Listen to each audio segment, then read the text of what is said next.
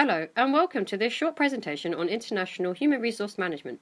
In this presentation, we will be speaking about two main aspects of international human resource management, why they are important for HR managers, and the challenges that each of them bring to both employees and employer.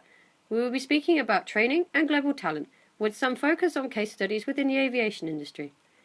In this presentation, we will be speaking about training, the types of training and its importance, as well as expatriates and the challenges and advantages that recruiting expatriates has. Linking into this, we will also be focusing on global talent, the reasons and advantages of recruiting global talent, and will focus on a case study from China. My colleague will now speak about training and the challenges that it brings. Challenges of IHRM training. When working within a multinational enterprise, the breadth and the diversity of the workforce can be one of the biggest challenges faced by training managers. They do not only have to deliver the required training globally, but also take into consideration language and cultural issues. Another issue can be learning styles, which vary around the world, and what may make a successful training session in one country might fall flat in another. They also may need to take into account the potential learning audience and develop resources that are not only multilingual but also multicultural. They may also need to consider the method of delivery, as they may find that some cultures benefit more from a collaborative group training session, while others favour an individual approach. Other challenges faced in training. Scheduling. Scheduling training can be one of the most difficult challenges a human resource department can face. Many managers are reluctant to let employees take much time away from their duties for training. Another issue is rapid changes. Rapid changes in technology, corporate initiatives and programs can make it difficult to adequately prepare training materials and deliver training before employees need information and new skills. Another issue is age and gender and professional status. Different cultures give different regard to age, gender and professional qualification. Similarly, some countries are also biased about the gender, such as in the Gulf countries, women's role is limited to households only. The same is with high professional status. The higher the qualification of the trainer, the more will be importance attached to the information. Another big issue seems to be language. Language compromises of both spoken and unspoken means of communication. The best of the training programs will fail if the trainer is not well versed in communicating trainees' language. Language is one of the most important ingredients of culture. And lastly, organisational barriers to learning. Typically, as organisations grow and mature, they develop more rigid systems and processes and ways of thinking. This has to impact on the organisational learning. When problems arise in the company, the solutions that are proposed often turn out to be only short-term. As well as organisational barriers to learning, there are also individual barriers to learning, and this is the resistance to learning that can occur within an organisation if there's not enough sufficient buy-in at the individual level. Learning and personal mastery is a question of individual choice and cannot be forced. Training and development in a multicultural environment. The concept of training and development is a process that avails skills and knowledge to the workers in order to enhance their productivity and benefit the enterprise. The process is not optional for MNEs if they are to survive in the markets where competitors are aggressively innovative and use creative planning to meet the constantly changing consumer needs and expectations. The process can be managed locally, regionally or globally, and when designing training programs for local human resource, sensitivity to local language and culture is critical.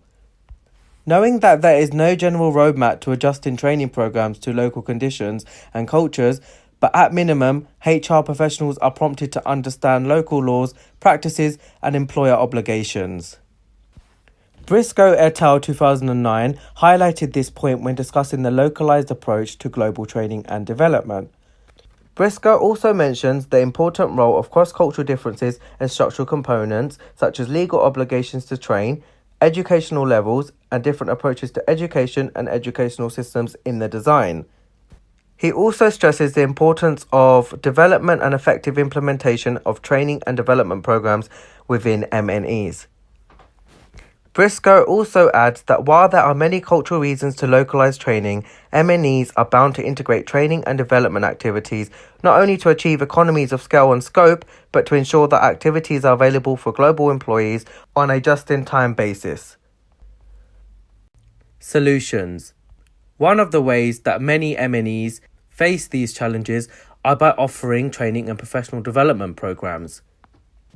These training programs typically encompass in-house seminars and meetings designed to give employees on-the-job knowledge of skills that are important to doing business globally. Some MNEs IHRM might also offer language classes to overcome the language barrier and certain language communication issues. Also, professional development encompasses the extra training that HR provides for its employees, such as allowing them to attend networking events and conferences, global training seminars, and other specific competency-based programs. It also helps employees to hone their skills in global marketing, international business development, and finance trends. Training expatriates. What is an expatriate? Quite simply put, the definition of an expatriate is someone that lives and/or works outside their native country. Some companies that have branches across the globe may hire people that are of the company's country of origin's nationality. For example, an English company sets up a branch in China, but the manager wishes to hire a British national to work there, as they have the knowledge and the skills to perform their tasks and jobs well and correctly. This means moving the employee and potentially their family to another country, and this is where cross-cultural training is required. As customs and culture are different in China, for example, to that of England, the employee will be given training so they can become more comfortable with their surroundings and grow accustomed to the way of life and work performed in their new country, as it may be incredibly different to the host nation. Expatriate training programs also link to the second topic in this presentation, which we will discuss, which is global talent. Whilst there are many advantages of recruiting expatriates, there can also be many challenges that arise, which is why training can be so crucial for HR managers. Cross-cultural training prepares employees and sometimes their families for a cultural change, and the cultural changes they may experience when moving abroad. While benefits include experiencing a new country and learning about a new culture, an opportunity to learn, recruits may feel a sense of homesickness and displacement if they are not trained well to face these challenges. Many HR managers ensure that training such as language skills, cultural awareness and etiquette of their new country are covered in the training courses designed specifically for expatriates to familiarise themselves with their new surroundings. A case study which involves China Airlines, for example, and their recruitment drive links to the second part of this presentation for global talent, and will be introduced later by a colleague. Global talent. Why is global talent important for HR managers? Well, one of the biggest challenges facing all companies across the world is building and sustaining a strong and competitive talent pool. Recruiting talent from across the globe allows companies to remain competitive within their own markets and allows diversity in the workplace. Different people with different backgrounds and different cultures also bring different sets of skills to a company, and companies see opportunities to take on new staff from these cultures. And this can allow companies to develop and become more inclusive for its workforce.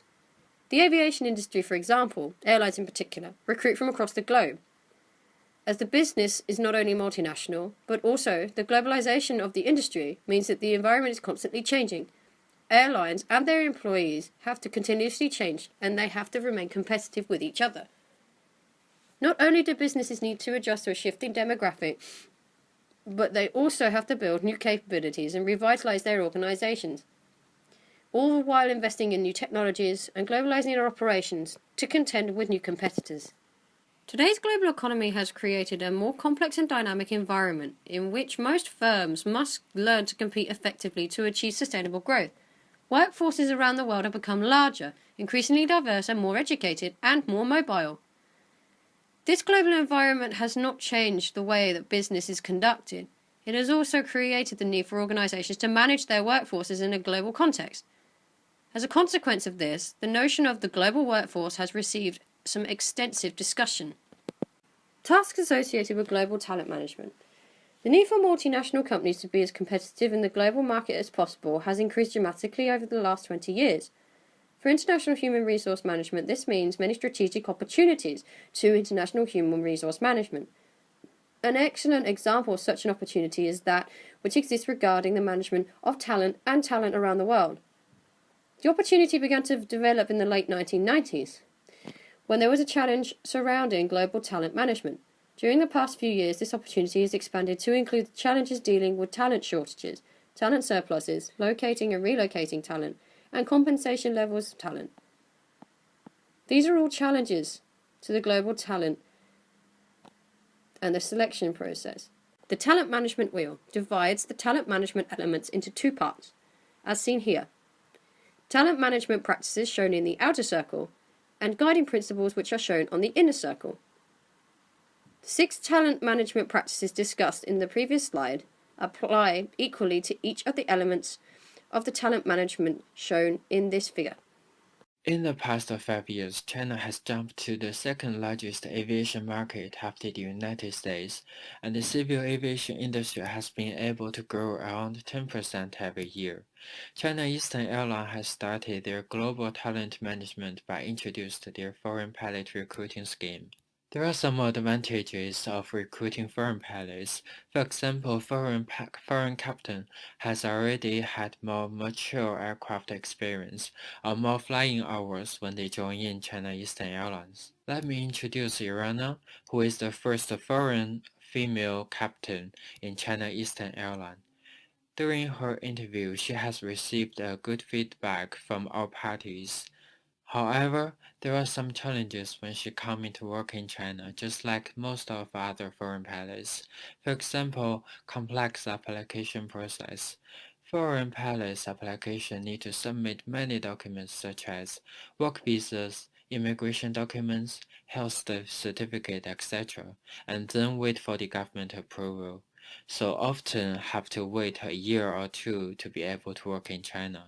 Other challenges like culture shock and language barrier, homesick tiredness will happen to these foreign pilots. How to overcome those challenges? The airline has 2 different types of contract for foreign pilots.